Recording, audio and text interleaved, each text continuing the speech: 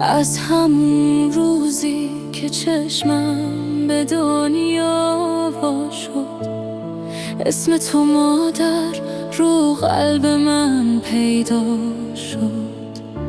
هر قدمی رفتم دستای تو همراهم، بی تو نفس هامم نیمه جون و کوتاهم. تو همون نوری که شبهامو روشن کرد، دلی که زخماشو پای عشق من پر کرد. مادر ای همه آرامش دنیا، مادر تکیه گاهم هر جا هر لحظه.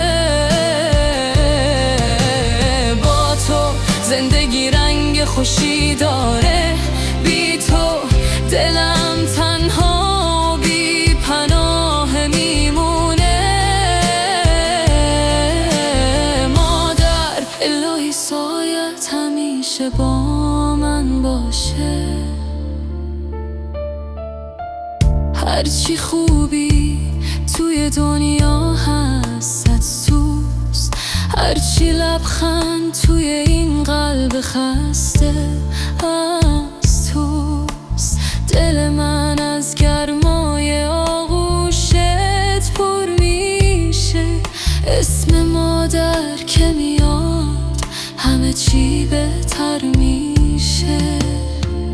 تو که نفس هامی، تکرار رویاهامی، تو رو دعا کردم هر شب تو سجده هام. ای کاش بمونی تا آخر رویاها، تا همیشه باشی تو گرمترین پناه. مادر قلب من با عشق تو میتپه، مادر بی تو دنیا ساکته و بی صدا. با تو همه دردام آسون میشن، با تو مسیر فردام روشنه. مادر روزت مبارک فرشته من،